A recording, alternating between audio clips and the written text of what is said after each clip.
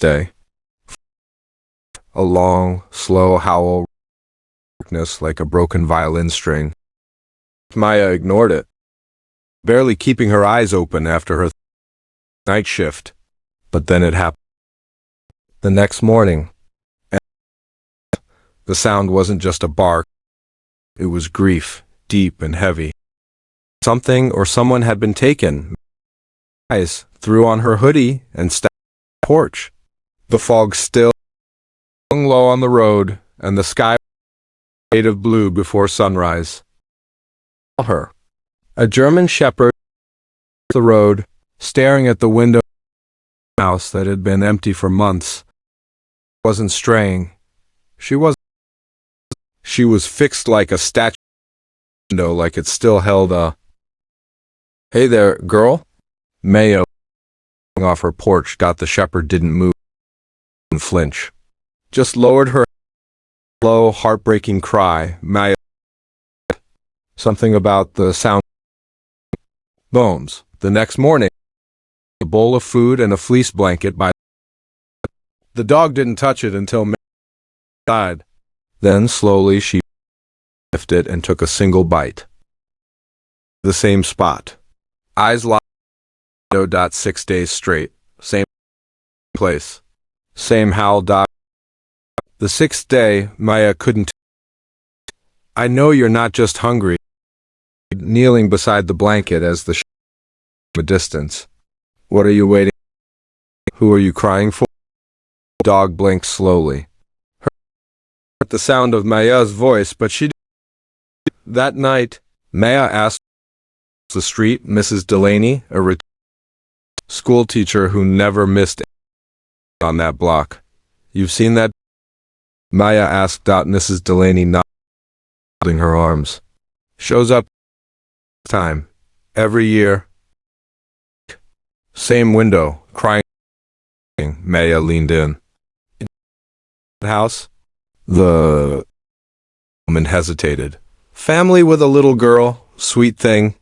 Always with that dog. Then one day they were gone." "Gone where?" "No one really knows." Maya frowned. "Did something happen?" Mrs. Delaney's voice dropped. "Some folks say the girl ran away. Others say worse, but the house has been empty ever since. No one's touched it." Maya stared at the silent house. The paint was peeling. The grass had swallowed the front steps, but that one window, the one the shepherd stared at, it was still clean, like someone had been wiping it from the outside. "She's waiting for her," Maya whispered. The next morning, Maya brought a boiled chicken breast and placed it gently near the fence. "Okay, girl," she said softly. "Just you and me now." This time, the dog came a little closer. Still no wag, no bark. But she looked at Maya, really looked at her. And Maya felt something pass between them. A kind of silent trust. "Where is she?" Maya asked again. "Is she gone? Did she leave you?" The dog lowered her head and rested it on the ground. Then her eyes drifted back to the window. That night, Maya sat on her porch wrapped in a blanket, waiting. The air was quiet except for the soft rustling of leaves. Then right on time came the cry, but this time it was louder. More desperate. The kind of sound that demanded to be heard. Maya stood and walked across the road. The shepherd didn't move. "Why are you still here?" she asked quietly. "Everyone else left, but you didn't." The dog looked up at her and let out a soft whine. Then she turned, walked toward the house, and sat right beneath the window. Something told Maya. This wasn't just habit. It was loyalty. The dog wasn't just mourning. She was guarding something, or someone. A flicker of light caught Maya's eye. A car drove by, slow and cautious. The shepherd's ears twitched. Her body tensed. She growled, not loud but steady. "You know that car, don't you?" Maya whispered. The car kept going, disappearing into the trees. Maya looked down. "You're not just waiting, you're protecting something." The wind picked up, rustling. A small pink ribbon caught on the fence. It fluttered wildly, then fell into Maya's hand. She picked it up. Child's ribbon, old, faded, but it still smelled faintly of baby shampoo. Was this hers? Maya asked. The shepherd let out a soft yelp, stood, and walked a few feet away. Then she stopped and looked back, waiting. Maya didn't move. You want me to follow you? The dog took another step and looked back again, heart pounding. Maya stepped over the fence. Okay, girl, she said, tightening her hoodie. Let's find out what you're trying to show me. They walked in silence, the night pressing in around them. Behind them, the old farmhouse stood still, the window watching like an open wound, whatever had happened there. It hadn't ended, and Maya wasn't going to turn away. Not anymore. The ground was still wet from the morning dew as Maya followed the German shepherd past the rotting fence. Her sneakers crunched on dead leaves. The dog didn't run or bark. She walked slow, steady like she had done this before. They stopped in front of the back porch of the old farmhouse. Boards creaked under the shepherd's paws as she sat down again, right under that same window. Maya hesitated. The house looked dead, but the dog looked alive with purpose. You sure about this? She whispered. The shepherd didn't look at her, just kept staring straight ahead, breathing slow. Almost too slow. Maya reached out gently, palm up. Let me help you. The shepherd didn't move, but she didn't pull away either. Maya finally sat beside her, pulling her knees to her chest.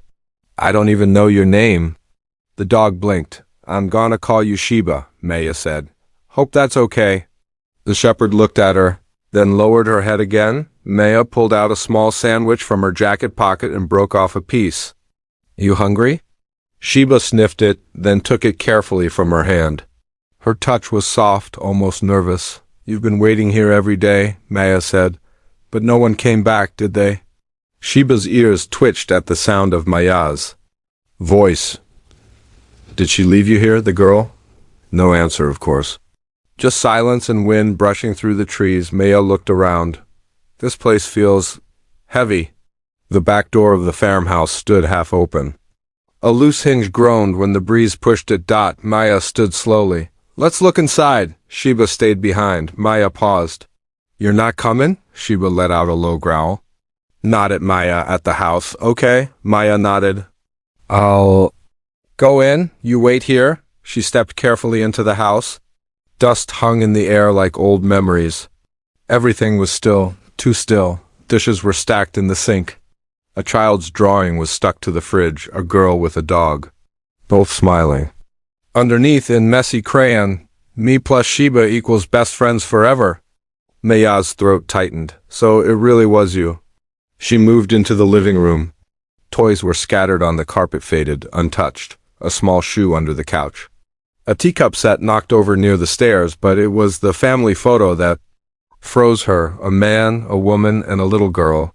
Holding Sheba tightly, Maya stared at it for a long moment.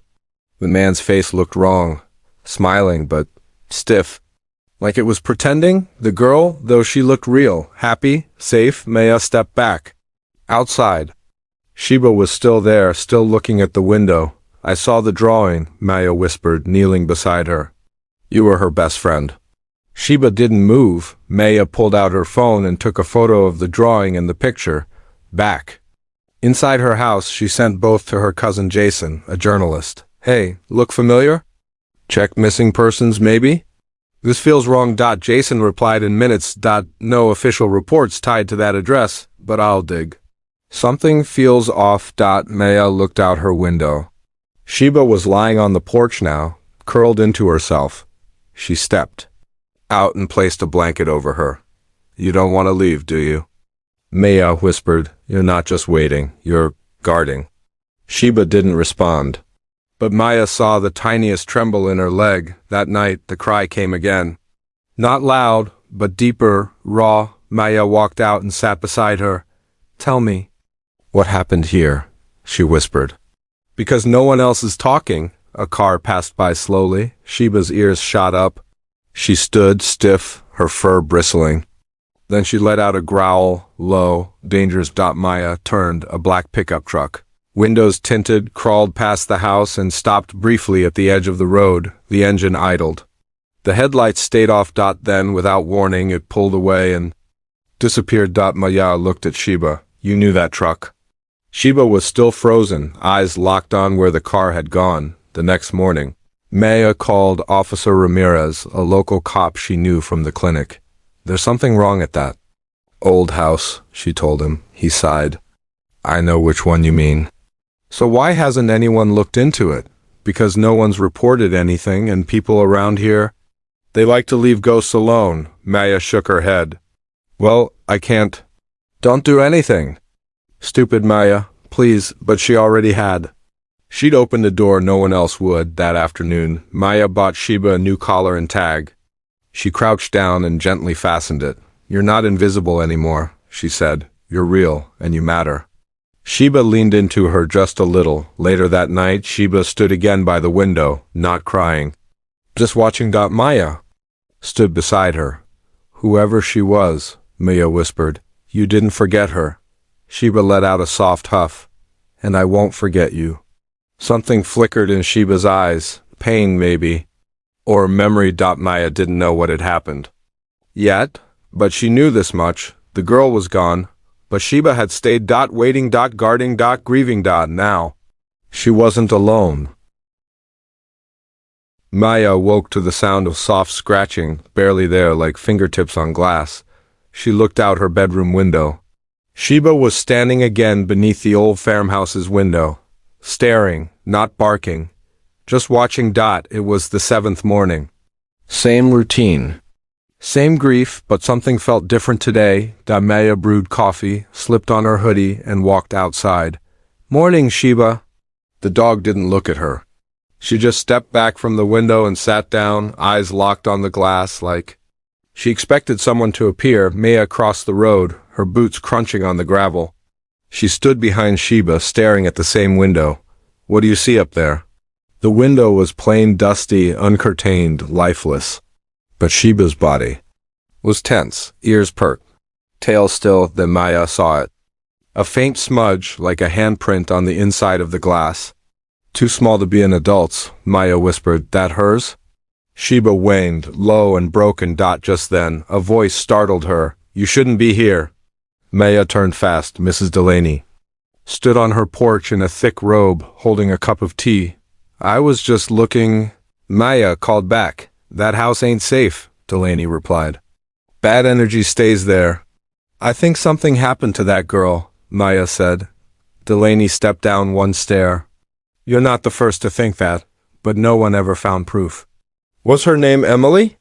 Maya asked. Delaney's eyes shifted. No one ever said it out loud.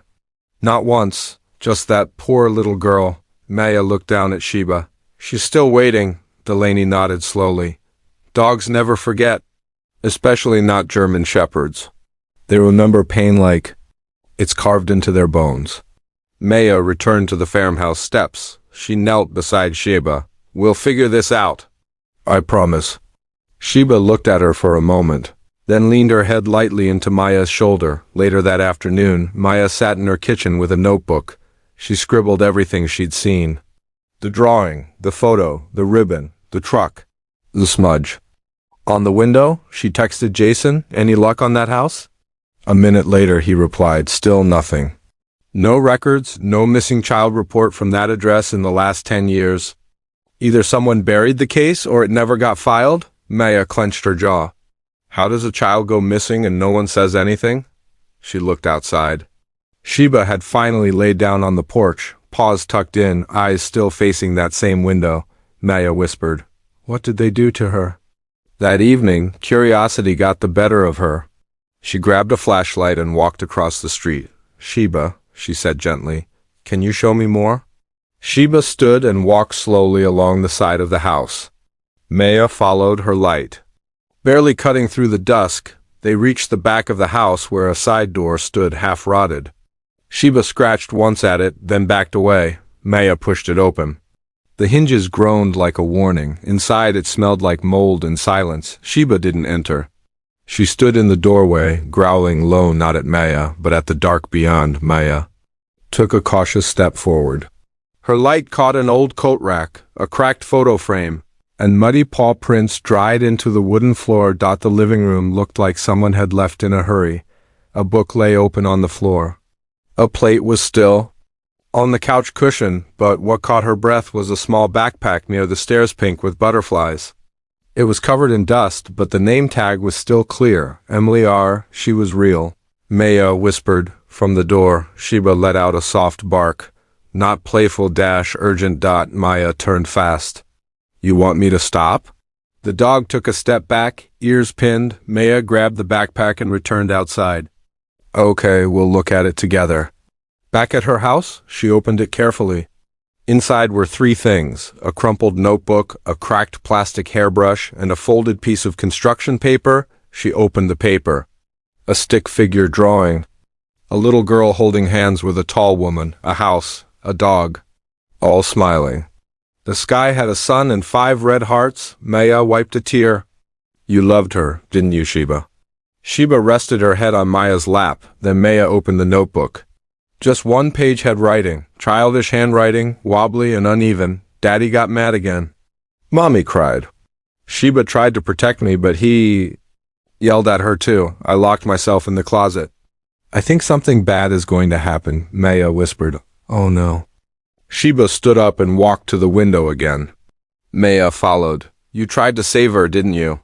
Sheba let out a low whine. That night, Maya couldn't sleep. Her mind replayed the words over and over. Sheba trying to protect her. The girl hiding. A house that went silent. The next morning, Maya returned to the porch with Sheba and sat quietly.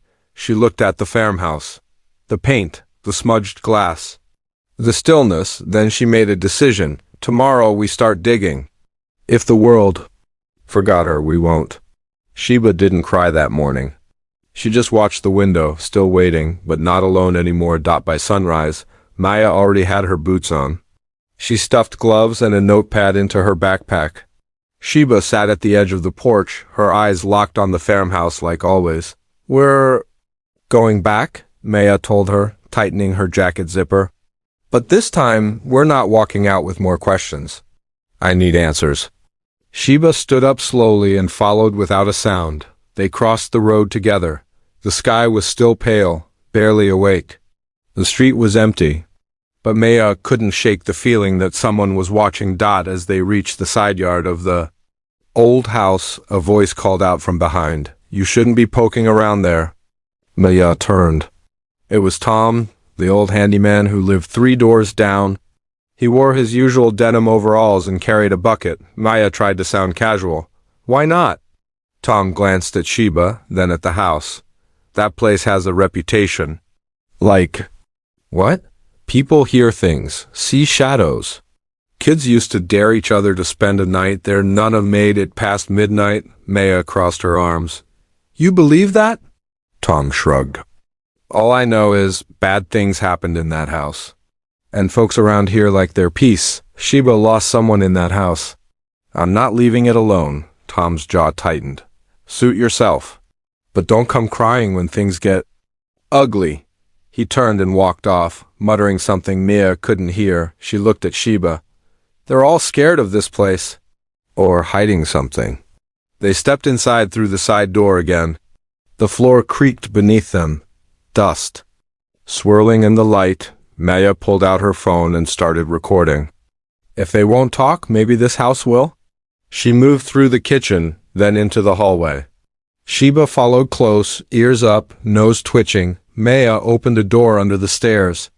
A small closet, empty. She said she hid in a closet. Maya whispered, could have been this one. Sheba growled suddenly, low and deep. What is it? Maya whispered. The dog's eyes were locked on the staircase. Maya turned slowly. At the top, a faint sound like a creak. Is someone there? She called out. No answer. Sheba took one step forward, then stopped. Okay, Maya said, voice shaking. We'll check upstairs. The stairs groaned under her weight.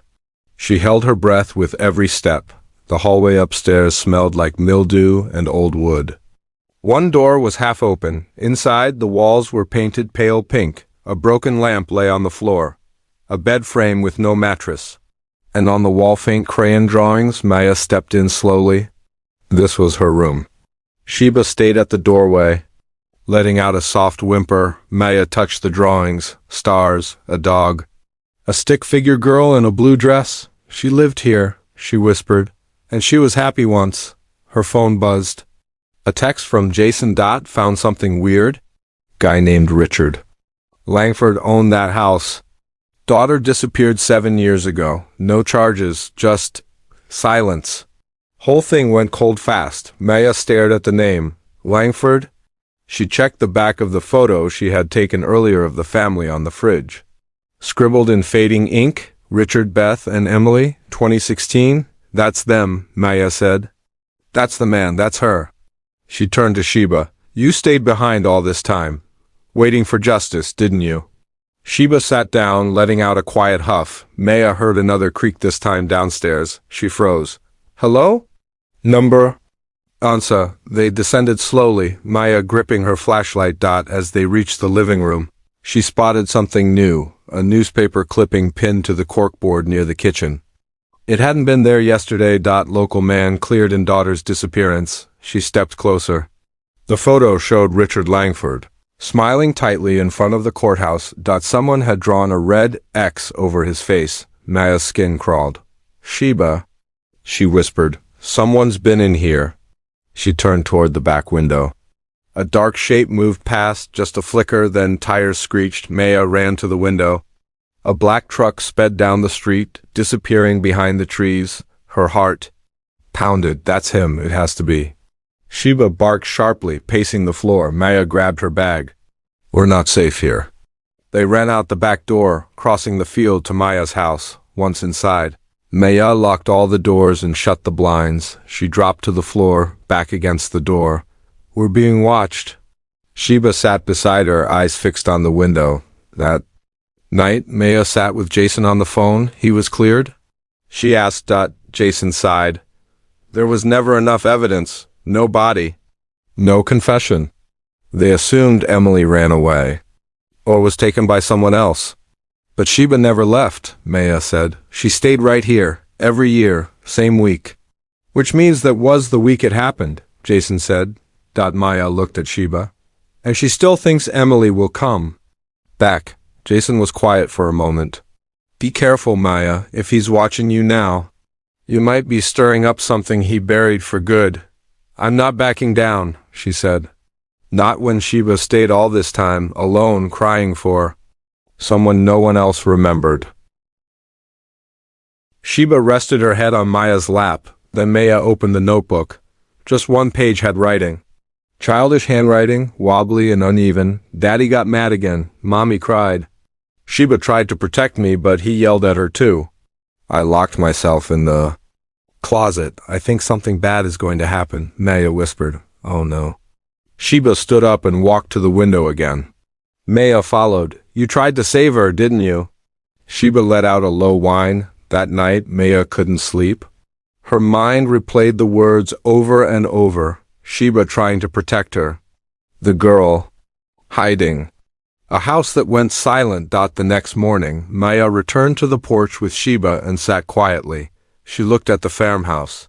The paint, the smudged glass, the stillness. Then she made a decision. Tomorrow we start digging. If the world forgot her, we won't. Sheba didn't cry that morning. She just watched the window, still waiting, but not alone anymore. By sunrise, Maya already had her boots on. She stuffed gloves and a notepad into her backpack. Sheba sat at the edge of the porch, her eyes locked on the farmhouse like always. We're going back, Maya told her, tightening her jacket zipper. But this time, we're not walking out with more questions. I need answers. Sheba stood up slowly and followed without a sound. They crossed the road together. The sky was still pale, barely awake. The street was empty. But Maya couldn't shake the feeling that someone was watching. As they reached the side yard of the old house, a voice called out from behind. You shouldn't be poking around there. Maya turned. It was Tom, the old handyman who lived 3 doors down. He wore his usual denim overalls and carried a bucket. Maya tried to sound casual. Why not? Tom glanced at Sheba, then at the house. That place has a reputation. Like, what? People hear things, see shadows. Kids used to dare each other to spend a night there. None of them made it past midnight. Maya crossed her arms. You believe that? Tom shrugged. All I know is bad things happened in that house.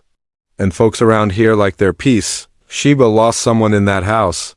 I'm not leaving it alone. Tom's jaw tightened. Suit yourself. But don't come crying when things get ugly. He turned and walked off, muttering something Maya couldn't hear. She looked at Sheba. They're all scared of this place. Or hiding something. They stepped inside through the side door again. The floor creaked beneath them, dust swirling in the light. Maya pulled out her phone and started recording. If they won't talk, maybe this house will. She moved through the kitchen, then into the hallway. Sheba followed close, ears up, nose twitching. Maya opened a door under the stairs. A small closet, empty. She said she hid in a closet. Maya whispered, "Could have been this one." Sheba growled suddenly, low and deep. "What is it?" Maya whispered. The dog's eyes were locked on the staircase. Maya turned slowly. At the top, a faint sound like a creak. "Is someone there?" She called out. No answer. Sheba took one step forward, then stopped. "Okay," Maya said, voice shaking. "We'll check upstairs." The stairs groaned under her weight. She held her breath with every step. The hallway upstairs smelled like mildew and old wood. One door was half open. Inside, the walls were painted pale pink. A broken lamp lay on the floor, a bed frame with no mattress.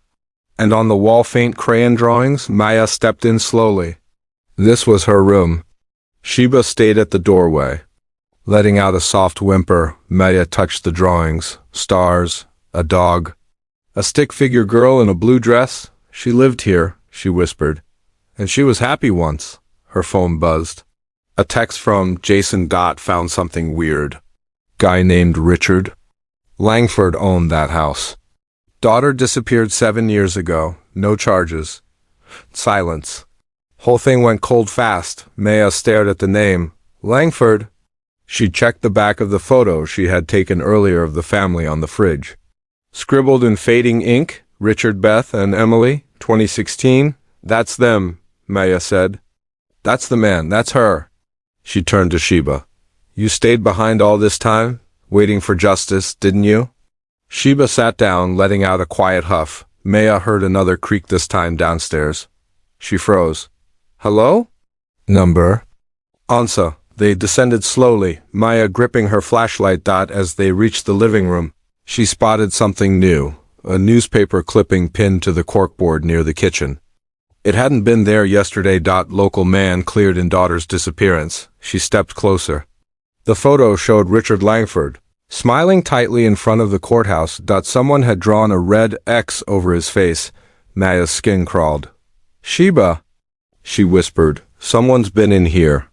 She turned toward the back window. A dark shape moved past, just a flicker, then tires screeched. Maya ran to the window. A black truck sped down the street, disappearing behind the trees. Her heart pounded. "That's him. It has to be." Sheba barked sharply, pacing the floor. Maya grabbed her bag. "We're not safe here." They ran out the back door, crossing the field to Maya's house. Once inside, Maya locked all the doors and shut the blinds. She dropped to the floor, back against the door. "We're being watched."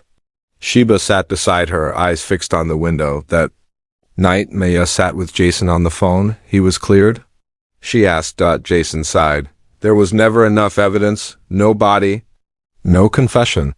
They assumed Emily ran away. Or was taken by someone else."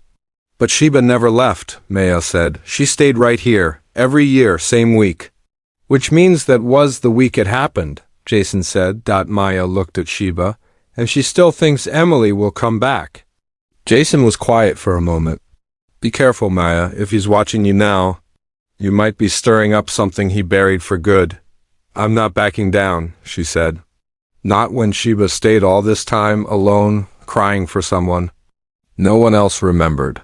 Sheba rested her head on Maya's lap. The house across the street stood still in the darkness, but the past was no longer silent, and Maya had just shaken the walls. The sixth night came with heavy clouds and restless wind. The air felt like it was holding its breath. Maya barely slept. Every creak of the floor made her flinch. Sheba hadn't moved from the front door since sunset. Maya crouched beside her. "If he's out there, we'll catch him this time," she whispered. Sheba's ears perked at something unseen. Her eyes locked onto the window again. Maya followed her gaze. Nothing, just the road. At exactly 4 a.m., Sheba stood up fast. No howl this time, no cry, just movement. She took off. Sheba! Maya yelled, grabbing her flashlight and following. The shepherd raced past the old farmhouse and darted into the trees behind it. Maya chased after her, heart pounding. Branches slapped her face. The flashlight beam shook wildly. Sheba, wait! But the dog didn't stop. She paused once, looked back, then disappeared deeper into the woods. Maya's legs burned, but she kept going. What are you trying to show me? Finally, Sheba stopped at a clearing. Her paws scratched at the dirt beneath an old, twisted tree. Maya stumbled into the space, out of breath. Sheba, what is this? The dog let out a soft, throaty whine and pawed harder. Maya dropped to her knees and helped brush away the leaves and earth. Her fingers hit something hard. Wood. She froze. It wasn't a box, it was a panel. Thin, rotten, covered in moss. She pulled it up, revealing a small pit barely 3 feet deep. Inside, a tattered blanket, a small plastic cup, and a faded pink shoe. Maya's breath caught. No, she whispered. Is this where? Sheba let out a broken yelp and circled the hole, tail low, head bowed. You tried to protect her, Maya said, eyes filling. You stayed by her side even after ... Suddenly a branch snapped behind them. Maya spun, flashlight trembling. Who's there? She shouted. No answer. Just the wind rustling the trees. Sheba, Maya said, we need to go. The dog didn't move.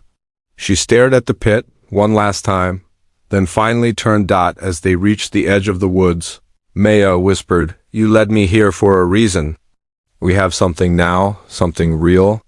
Back at the house, Maya placed the shoe on her kitchen table, wrapped in a towel. She dialed Jason. We found something. In the woods behind the house. What kind of something? He asked, voice tense. A buried pit, blanket, a child's shoe.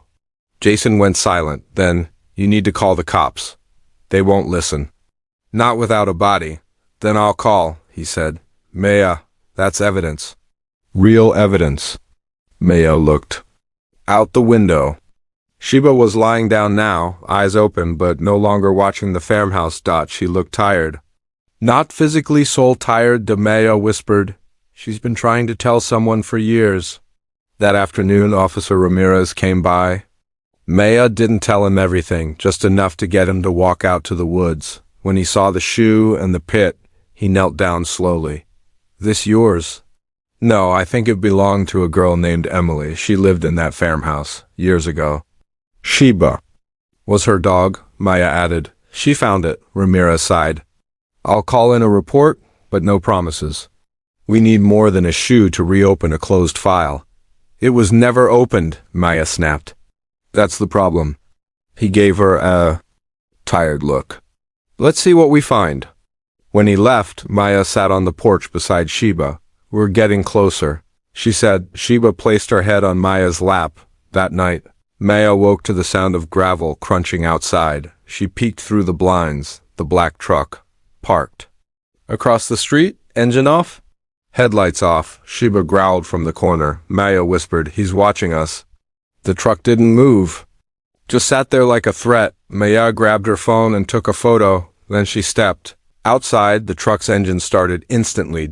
It reversed fast, spun around, and sped down the road. Sheba barked once. Sharp and fierce, Maya whispered, he knows we found it. She walked over to the old farmhouse window and looked up. The handprint was still there, but tonight, it felt different. Less like a ghost, more like a clue. The next day, the woods looked darker. Not just from the storm clouds overhead, but from something deeper, heavier. Maya stood at the tree line with Sheba beside her, staring into the same clearing where they'd found the shoe. We have to keep going, Maya whispered. She didn't run away. We both know that now. Sheba gave a short bark and stepped forward. Her nose brushed the ground, sniffing with purpose. Maya followed, scanning the soil. The rain last night had softened the earth, leaving faint but fresh impressions. Footprints. She knelt down. These weren't here yesterday. Sheba sniffed them, then looked up sharply toward the trees. Someone was here, Maya whispered. Watching us, maybe trying to move something? She pulled out her phone and snapped a picture. We need to find out where they lead. The prints twisted through the trees, circling back around the old farmhouse. Maya and Sheba followed carefully, ducking under branches. After several minutes, the tracks stopped abruptly near a half-buried wooden post. A rusted metal latch stuck out of the ground beside it. Maya frowned. What is this? She dug her hand into the dirt, a metal handle. She yanked it. With a groan, a square wooden hatch lifted beneath its stairs. Narrow and steep, Sheba backed away, growling low. Maya aimed her flashlight down. A basement? There wasn't one inside. Sheba paced behind her. Her body trembled. You don't want me to go down there, do you? Maya asked. Sheba didn't bark, but she didn't stop her either. Maya took a breath. I'll be quick. The stairs creaked under her weight as she stepped into the musty dark. The air was thick, heavy. The beam from her flashlight shook in her hand. The space below was small, more like a root cellar than a basement. But something was off. The walls were lined with children's toys, dolls, a tricycle, all covered in dust. Then she saw it. In the far corner, a small mattress on the ground, torn blankets. A cracked bowl beside it. Maya's stomach dropped. She lived down here. She took a step closer. Writings were etched into the wall, scratched with what looked like a nail. Help me. He said, I'm bad. I want to go home. Maya's throat tightened. Sheba, she whispered. This is where he kept her. Behind her, Sheba let out a sharp bark. Maya turned fast and ran up the steps. Outside, Sheba was staring at the trees. A figure darted between the trunks. Hey, Maya shouted. Stop, but the figure vanished. Maya pulled out her phone and called Jason. There's a hidden basement behind the house. Their single quotes S. The mattress, writings, someone was kept there. Jesus, Jason muttered. Did you find any ID? Anything that proves it's Emily? Not yet, but it's her. You need to go to the cops again. They don't believe me. Then give them no choice. I'll come tomorrow. We'll bring everything to the press if we have to. Maya nodded, eyes still on the trees. He's coming back. I think he's already watching. That night, Maya sat with Sheba inside the house, every door locked. Sheba didn't sleep.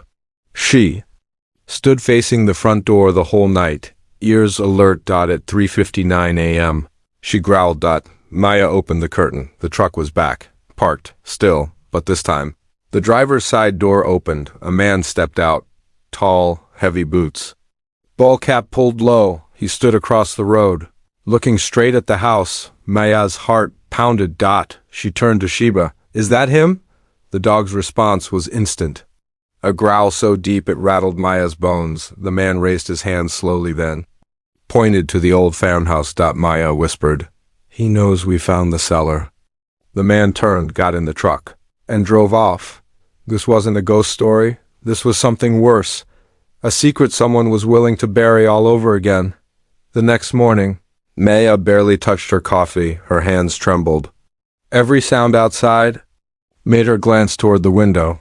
But she was still, focused, guarding. Jason's car pulled up just after 10 a.m. He stepped out, wide-eyed at the sight of the old farmhouse. That place looks cursed. It feels worse, Maya said, meeting him on the porch. Come on, I'll show you everything. Sheba didn't leave Jason's side, sniffing him carefully, her eyes sharp with warning. She doesn't trust easy, Maya said, watching. Jason crouched slightly. Hey girl, I'm here to help. Sheba gave a soft huff but didn't move away. That was her version of approval. They made their way into the trees behind the farmhouse, stopping at the old hatch. Jason stared down the stairs. This was hidden? Until Sheba led me to it, Maya said. Everything inside she remembers. It's like she wants me to see it. They descended together. The air was cold and damp, and the smell was stronger now, like something had been disturbed. Jason scanned the room. His eyes landed on the scratched messages in the wall. God, this is a child's handwriting. She was left down here, Maya whispered. Locked away, forgotten. Jason took pictures. This is enough for the paper, maybe even a full report. But we still need something they can't ignore. Maya nodded. Come with me. She led him back through the woods to the clearing where the shoe and blanket had been buried. Jason stared at the disturbed soil. Someone tried to cover this up again, didn't they? Last night, Maya said. I think he was watching us. Jason crouched, brushing dirt aside. His fingers hit something hard. He pulled out a small rusted locket, caked in mud. He opened it. Inside, a photo blurred, faded, but still visible. A young girl with dark hair, smiling, and beside her. Sheba, it's her, Maya whispered. That's Emily. Jason took a shaky breath. We have a name, a face. This changes everything. He grabbed his phone and made a call. Officer Ramirez? It's Jason. I need you at the farmhouse. Now we found something real evidence. By noon, Ramirez stood in the clearing, staring down at the locket. I remember this girl, he said quietly. There were whispers, but no one ever said a word. Her father claimed she ran off. The mother. She vanished soon after. Sheba never left, Maya said. She stayed every year. Same window, same cry. Ramirez shook his head. It's like the whole town agreed to forget. Well, not anymore, Jason said. We're publishing everything. And you're going to open a case. Ramirez looked at them both. You realize what you're stirring up? This isn't just a cold case. It's a cover-up. Then let it burn, Maya said. That little girl deserves to be remembered, Ramirez sighed and nodded. Fine, but you both need to be careful. People who bury things this deep don't like shovels. That evening, Maya sat with Sheba on the porch. The air felt heavier than usual. You did it, she whispered, stroking her head. You kept her memory alive. You wouldn't let the world forget her. Sheba didn't bark. She just leaned into Maya's side, eyes fixed on the house. Then Maya's phone buzzed. A message from an unknown number. Stop digging. You don't know what you're doing. No name, just the threat. Sheba stood up and growled. She hadn't even seen the phone, but she felt it. Maya whispered, he knows we found the locket. Outside, thunder rolled. The wind picked up. The 6th night had passed, but the 7th would be worse. Something was coming, and Maya wasn't sure they were ready. The wind didn't stop that night. It howled like the house itself was trying to speak. Maya paced the living room, every window locked, flashlight and phone fully charged. Sheba lay near the door, eyes wide open. Muscles tight, Maya glanced at the clock. 3:48 a.m., 12 minutes until the time Sheba always cried. But this night felt different, like Sheba was holding her breath, waiting. Sheba, Maya whispered. Kneeling beside her, do you feel it too? Sheba didn't make a sound, but her ears twitched. Her eyes didn't move from the window. Then 3:59, Maya's heart beat faster. Sheba stood up, and for the first time in 7 nights, she didn't cry. She barked loud, sharp, direct, then bolted to the front door, growling so deep it shook Maya's ribs. Maya snatched her flashlight and peeked. Through the curtain, the black truck parked again, but this time, the driver didn't stay inside. He was walking across the road, straight toward the old farmhouse. Maya backed away from the window. Sheba barked again, pacing and snarling. Maya whispered, he's not hiding anymore. She turned off all the lights and crept toward the back door. Come on, she whispered. We can't let him touch that house. Outside, the wind whipped around them. Trees groaned. Gravel flew underfoot. They crossed the road in shadows. The man had already reached the porch. A crowbar in his hand, Sheba froze behind a bush, and Maya ducked low, heart pounding. The man glanced over his shoulder, then kicked the farmhouse door open. Wood splintered. Sheba growled again. Low and rumbling. Maya hissed, stay back. Just watch. Inside, the man moved fast. He wasn't looking around, he was heading somewhere. The cellar, Maya realized. He's going to destroy it. She crept to the window, peeking through the broken glass. He vanished down the back hallway. Sheba moved beside her, nose to the ground. We have to stop him, Maya whispered. Just then, crash, wood cracking, metal groaning. He was tearing it up. Maya ran around the back of the house. Sheba stayed close, silent but ready. The hatch to the cellar was wide open now, boards ripped out. Dirt scattered everywhere. Sheba barked and lunged forward. Wait! Maya grabbed her collar. They peeked into the opening. He was inside, smashing the mattress, kicking the toy shelf, yanking boards from the wall. "Stop!" Maya shouted, stepping into view. The man froze. He looked up. Their eyes met. Even in the dim light, she recognized him, older than the photo, heavier. But it was him. Richard Langford. Sheba snarled, snapping forward until Maya held her back. "You don't know what you're doing," Richard said coldly. "That girl ran away. I didn't touch her. She was 10, Maya shouted. "You locked her down here. Your wife disappeared. Your daughter vanished. And you buried her voice. Under this house? You think a dog's cry is proof?" His face twisted in rage. "That mutt's been howling at ghosts for years." "She never left," Maya said. "She waited 7 years. Right outside your window." Richard stepped toward them. "You dig any deeper, you'll ruin your life. You don't want to know what really happened." "Sheba already does," Maya whispered. She watched it. And with that, Sheba lunged. Maya let go. The shepherd leapt into the cellar like a shadow. With teeth, Richard fell back, shouting, "Get off!" But Sheba didn't bite. She cornered him, barked, growled, forced him to the wall. Maya jumped in after them. "You want us gone? Then tell the truth." Richard's chest heaved.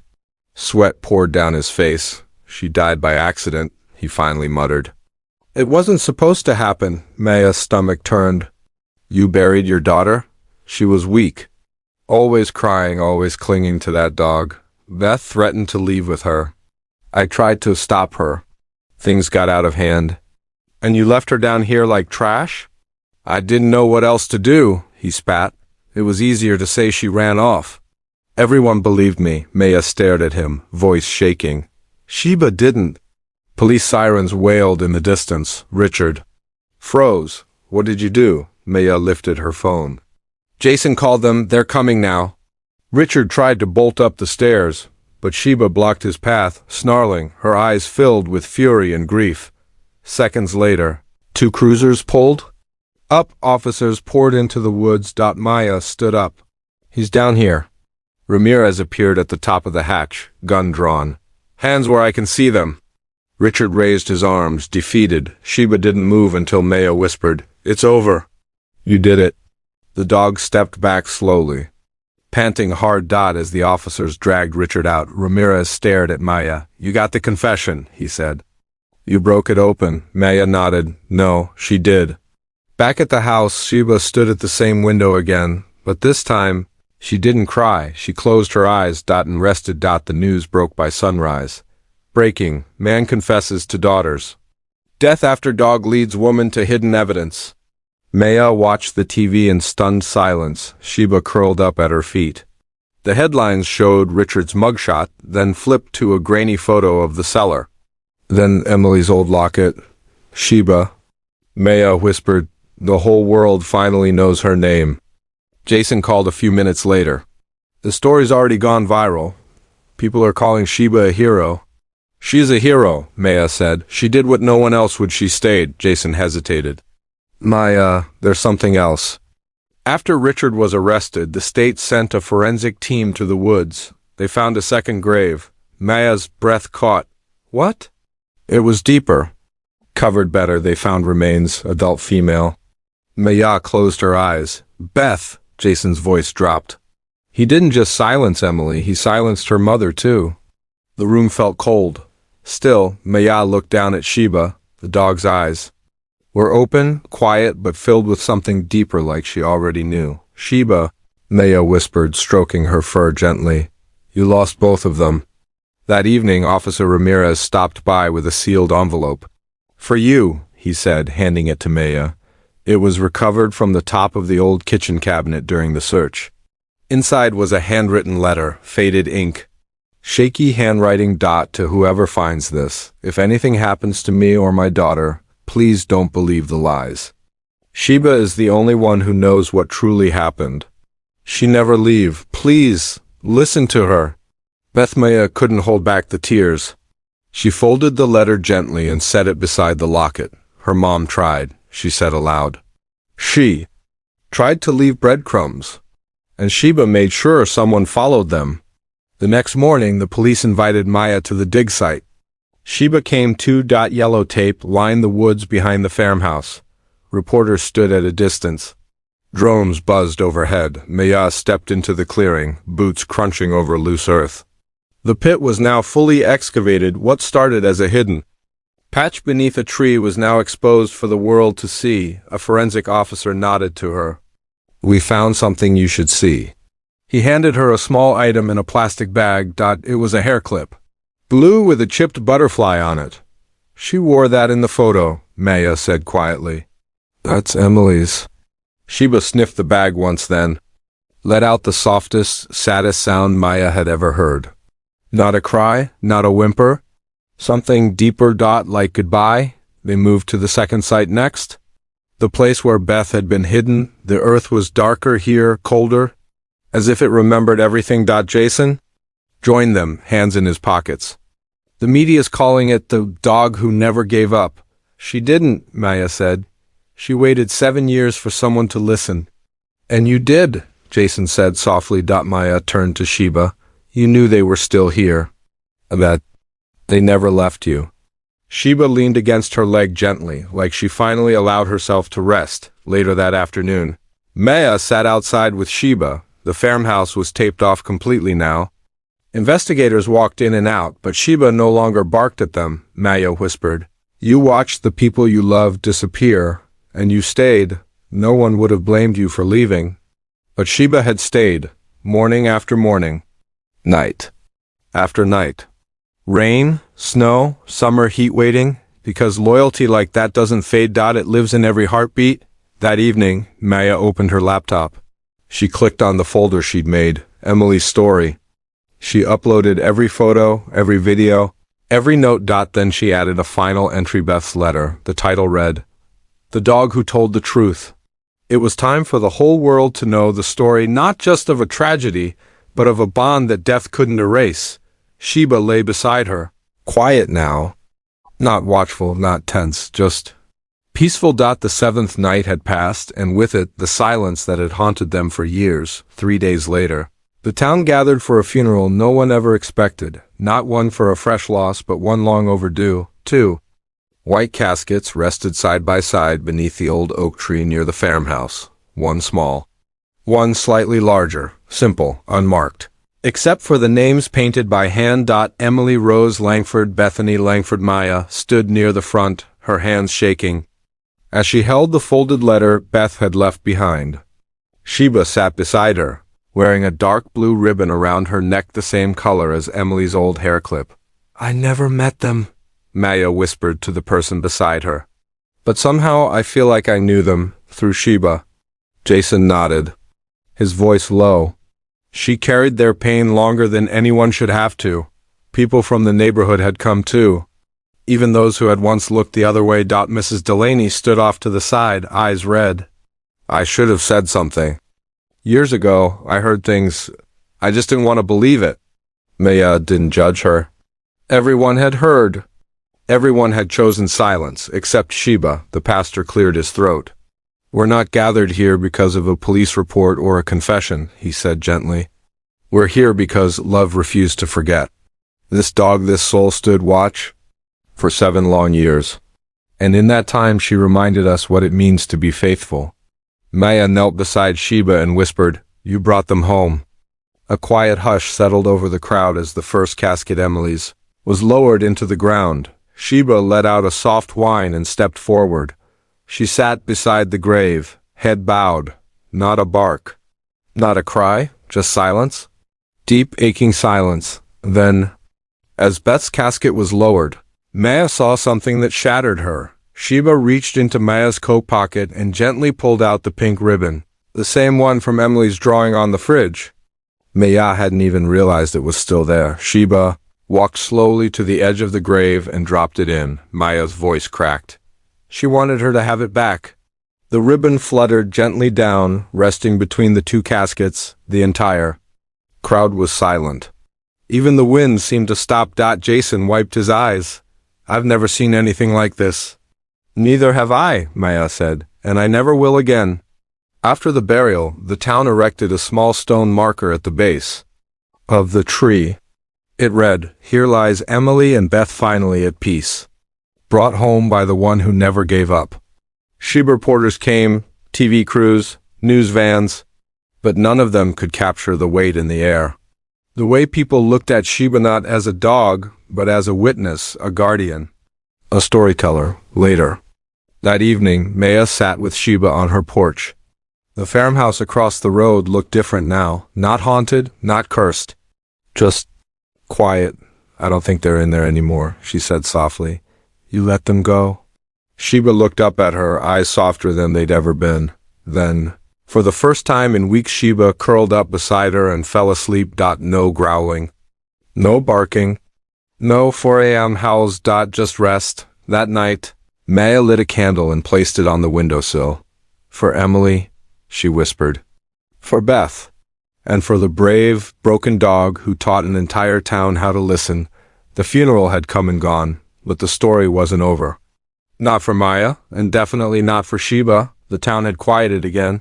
Reporters packed up, and people returned to their routines. But the silence now felt different, heavier in some places, lighter in others. One rainy morning, as Maya fed Sheba in the kitchen, her phone rang. "Unknown number." She answered cautiously. "Hello, Miss Patel?" The voice was male, soft, but serious. "My name's Detective Harris. I'm calling from the Cold Cases Division in Chicago. We've been following the Langford case." Maya straightened. "Yes, I helped uncover what happened. We know, and we believe this may not be the only time Richard Langford acted this way."